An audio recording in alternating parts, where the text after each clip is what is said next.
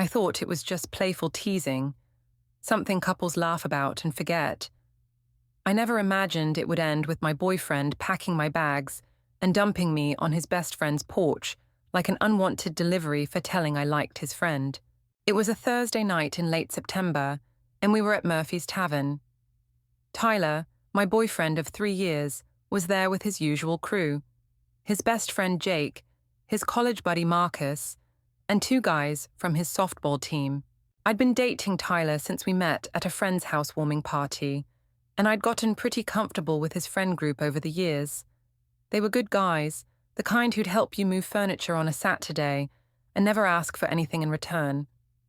Jake especially had always been welcoming to me, treating me like a little sister rather than just Tyler's girlfriend. The drinks were flowing, and everyone was in that perfect Thursday night mood where the work week stress melts away and weekend plans start forming. We'd claimed our usual corner table, and the conversation was bouncing between sports, work drama, and roasting each other about embarrassing college stories. Jake was in particularly fine form that night, telling this incredibly funny story about getting locked out of his apartment in his underwear and having to climb through his neighbor's window while she was hosting book club. He had this way of telling stories that made even the most mundane events hilarious, complete with voices and dramatic gestures. Everyone was cracking up, including me.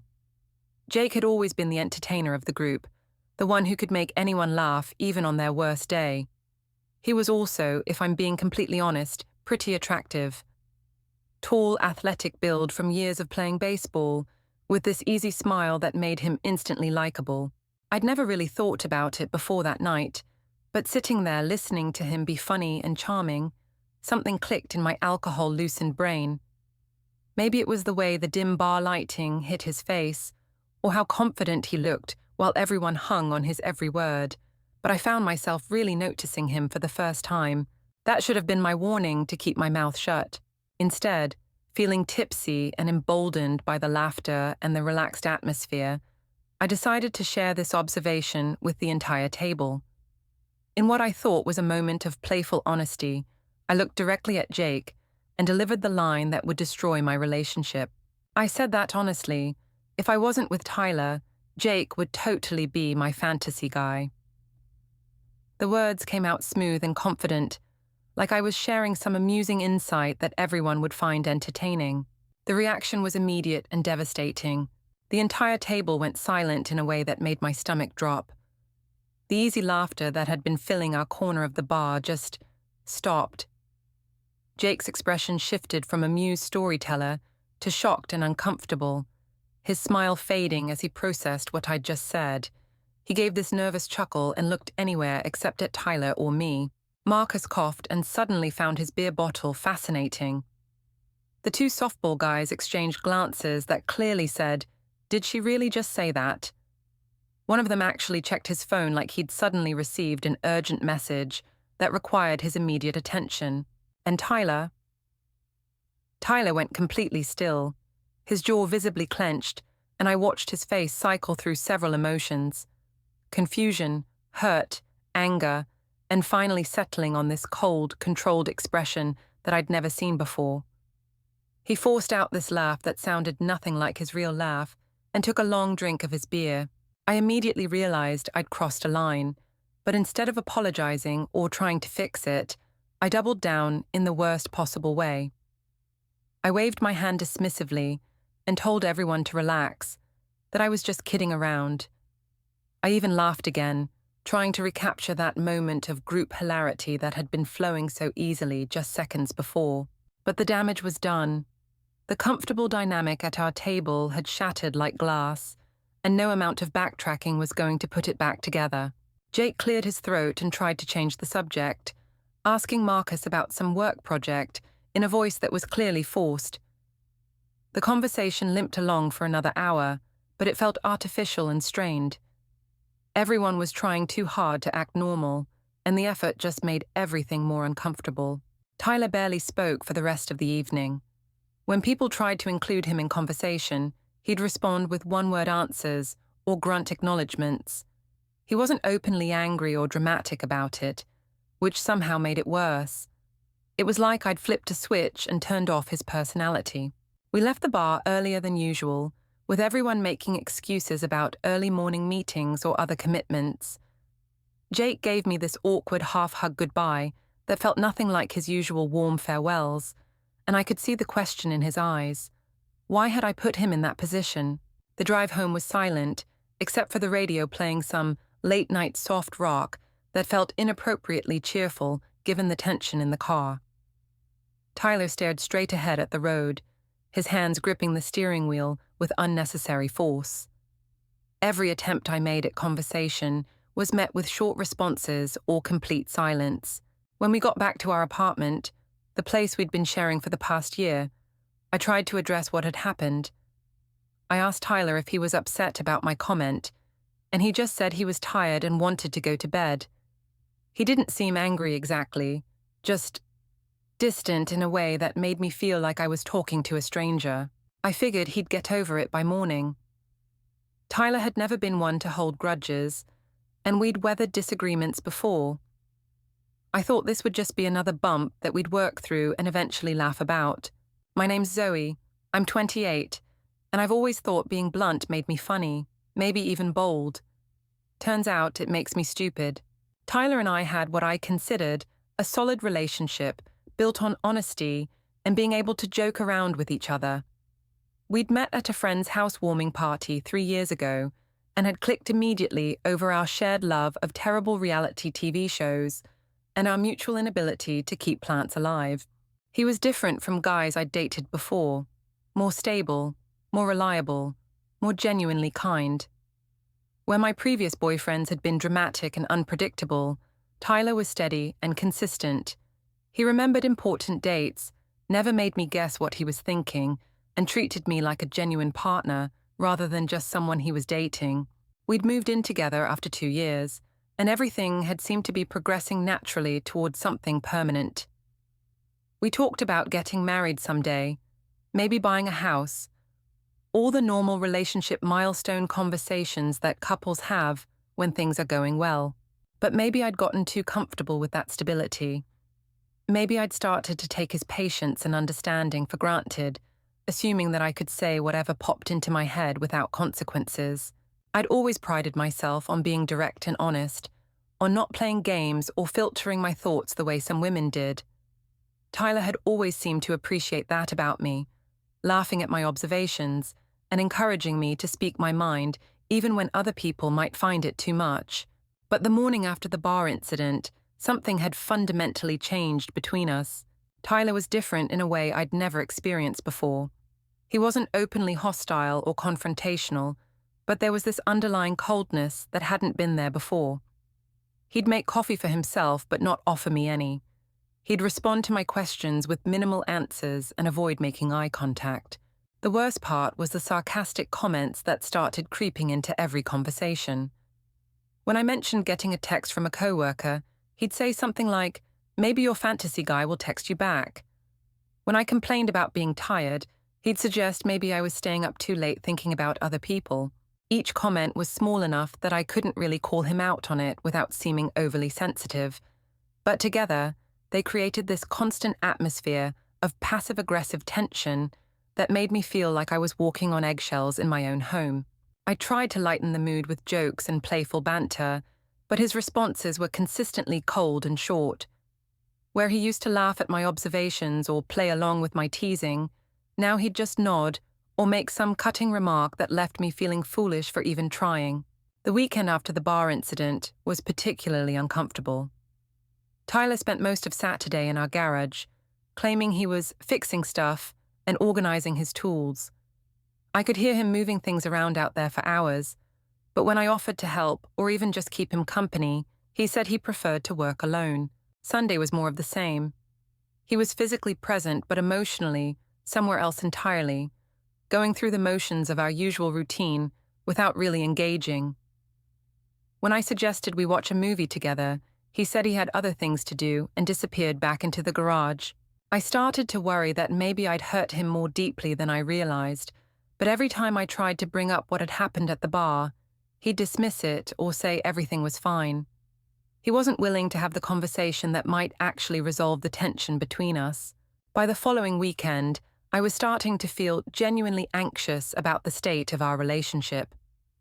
Tyler's cold treatment was wearing me down, and I couldn't figure out how to fix something that he wouldn't acknowledge was broken. That's when everything came to a head in the most devastating way possible. It was a Saturday morning in early October, and Tyler seemed different. Not warm exactly, but less hostile than he'd been all week. He actually made coffee for both of us, and even asked about my plans for the day, which felt like a huge improvement. Around noon, he suggested we go out for the afternoon. He said he wanted to take a drive, maybe grab lunch somewhere new. I was so relieved that he was finally ready to move past our weird week that I agreed immediately. I assumed this was his way of making up after giving me the cold shoulder. Maybe he'd been processing what happened and was ready to talk about it like adults. I thought we were finally going to clear the air and get back to normal. I got dressed in my favorite sundress, did my hair, and even put on the perfume that Tyler always said he loved. I wanted to look good for what I hoped would be our reconciliation afternoon. The drive started off promising. Tyler seemed more relaxed than he'd been in days, and he even put on our shared playlist instead of the news radio he'd been preferring lately. I started to feel hopeful that we were going to work through this rough patch, but as we drove, I started to notice that we were heading toward a part of town I didn't recognize. When I asked where we were going, Tyler just said it was a surprise and that I'd see soon enough. His tone was calm, but there was something underneath it that made me slightly uneasy. After about 30 minutes of driving, we pulled into a residential neighborhood with modest single-family homes and neat front yards. Tyler drove slowly down one of the streets, checking house numbers like he was looking for a specific address. Then he stopped in front of a house I recognized, Jake's house. I laughed nervously and asked what we were doing there. Maybe Tyler had planned some kind of group hangout to ease the tension from the bar incident. Maybe this was his way of showing that he wasn't holding grudges and that we could all move past what had happened. But Tyler didn't answer my question. Instead, he got out of the car and walked around to the trunk. That's when I heard the sound that made my blood run cold. The mechanical pop of the trunk opening. I got out of the car and walked to the back, my heart starting to pound with a dread I couldn't quite name yet. When I saw what was in the trunk, my world tilted on its axis. My suitcases, both of them, packed full and zipped shut. My mind couldn't process what I was seeing. Those were my clothes, my belongings, packed up like I was going on a trip that I didn't remember planning. Tyler was already lifting them out of the trunk with practiced efficiency, like he'd done this before. I stood there, frozen, watching him set my luggage on the sidewalk next to Jake's mailbox. The afternoon sun felt too bright, the suburban street too quiet, like I was trapped in some surreal nightmare that didn't make sense. That's when Tyler delivered the line that shattered my reality completely. He looked at me with that same cold expression he'd been wearing all week and said, "You said he's your fantasy, so here you go. Live the dream." The words hit me like a physical blow. This wasn't a reconciliation drive or a surprise group hangout. This was calculated revenge, planned and executed with surgical precision to cause maximum humiliation and shock. I tried to speak, to explain, to apologize, but no words came out. I just stood there on Jake's front lawn, staring at Tyler as he got back in the car, like he was dropping off a package he no longer wanted. The front door opened, and Jake appeared, clearly confused by the commotion in his front yard. He took in the scene, me standing there in shock, Tyler in the car, my suitcases on his sidewalk, and his face went through a series of expressions as he tried to understand what was happening. Tyler rolled down his window just long enough to say, "She's all yours, man. Enjoy the fantasy." And then he drove off without looking back, tires actually screeching as he accelerated down the residential street. I stood there frozen as the sound of his engine faded, unable to process the magnitude of what had just happened. My boyfriend of 3 years had just dumped me and my belongings on his best friend's lawn like I was some unwanted delivery. Jake walked down his front steps slowly, looking as confused and uncomfortable as I felt. He was wearing weekend clothes, old jeans and a t-shirt from his college baseball team, and his hair was messy like he'd been napping or working in his backyard. The awkward silence stretched between us as we both tried to figure out what to say. I could see neighbors starting to peek through their windows and come out onto their porches, drawn by the sound of screeching tires and the bizarre scene unfolding in their quiet neighborhood. Finally, Jake found his voice, though it came out strained and uncertain. He said this was insane, that there was no way I could stay there. His tone wasn't mean, but it was firm. He was making it clear that whatever Tyler thought he was doing, Jake wasn't going to be part of it. I tried to explain what had happened, though I was still trying to understand it myself. The words came out in a jumbled rush, something about a joke at the bar, Tyler being upset all week, and me having no idea this was coming. Jake listened with growing discomfort, occasionally glancing at the neighbors, who were definitely watching and probably recording this whole thing on their phones. He kept shaking his head and repeating that this was crazy, that Tyler couldn't just dump me at his house like some kind of twisted delivery service. I begged him to let me at least come inside until I could figure out what to do, but Jake was adamant that I needed to leave. He wasn't cruel about it, but he was clearly panicking about being put in this position. He kept saying he couldn't get involved in whatever was happening between Tyler and me. The whole conversation was taking place on his front lawn, with my suitcases sitting there like evidence of my humiliation. I could hear neighbors whispering and see them pulling out their phones.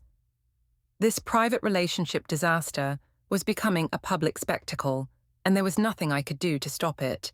Finally, Jake said he was sorry, but that I really needed to call someone else to pick me up. He offered to let me use his phone if mine was dead, but made it clear that I couldn't stay there even for a few minutes.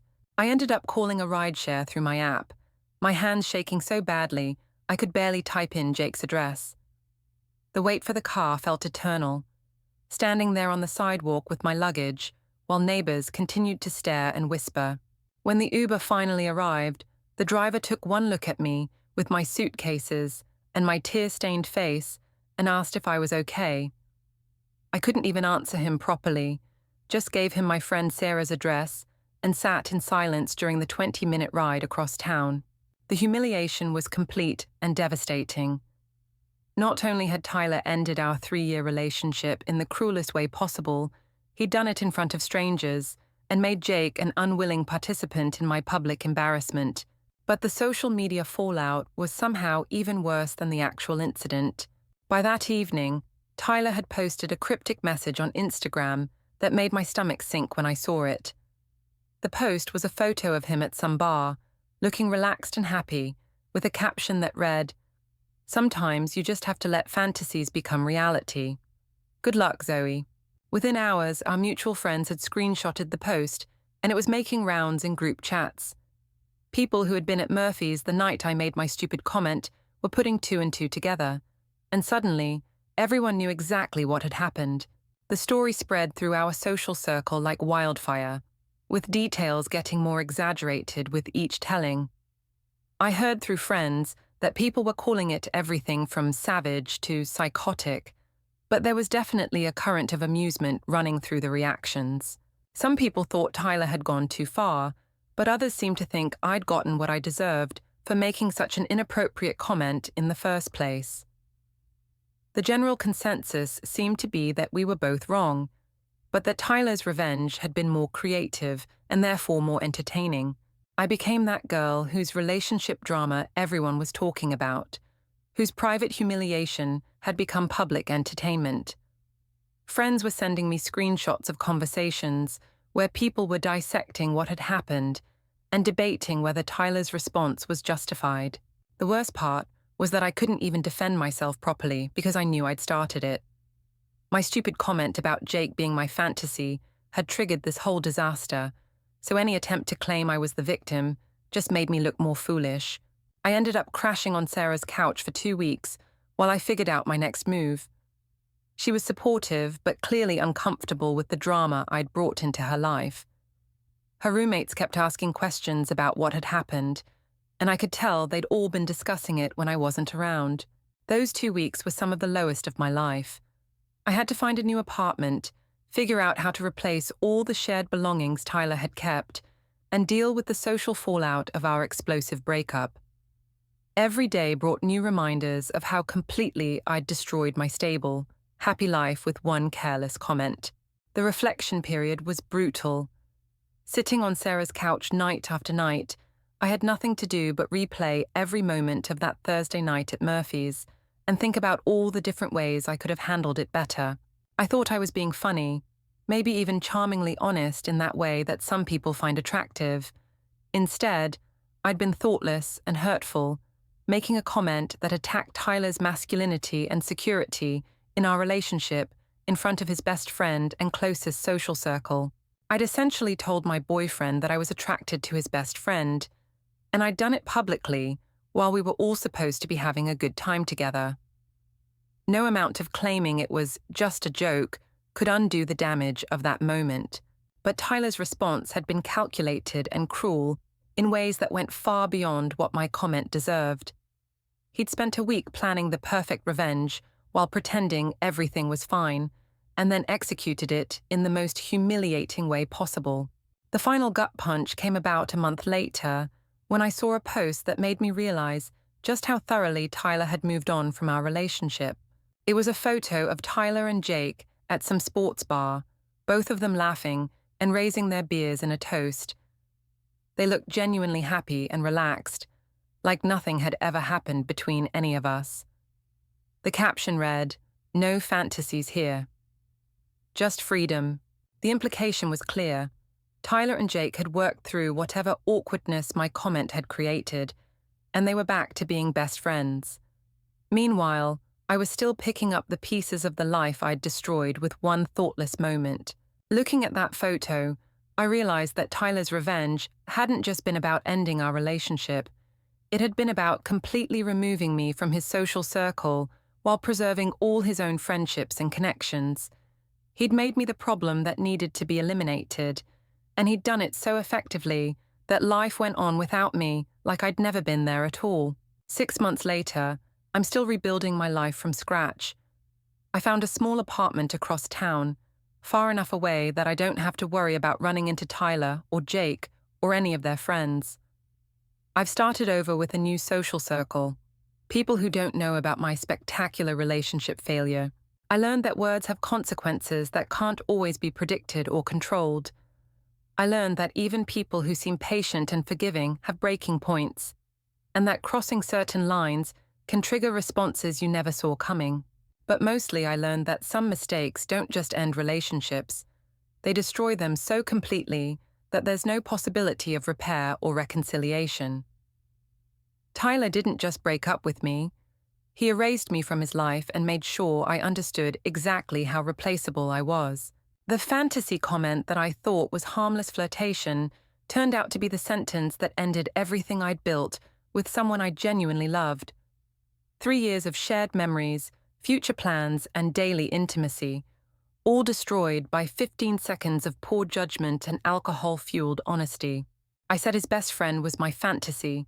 He turned that fantasy into my worst nightmare, one I'll never forget. The punchline of my own joke became the reason I lost everything, and I'm still living with the consequences of thinking I was being clever when I was actually being cruel. Now I know that some thoughts should stay thoughts, some jokes shouldn't be shared, and some lines can't be uncrossed once you've stepped over them. Tyler made sure I learned that lesson in the most devastating way possible, and I'll carry it with me for the rest of my life.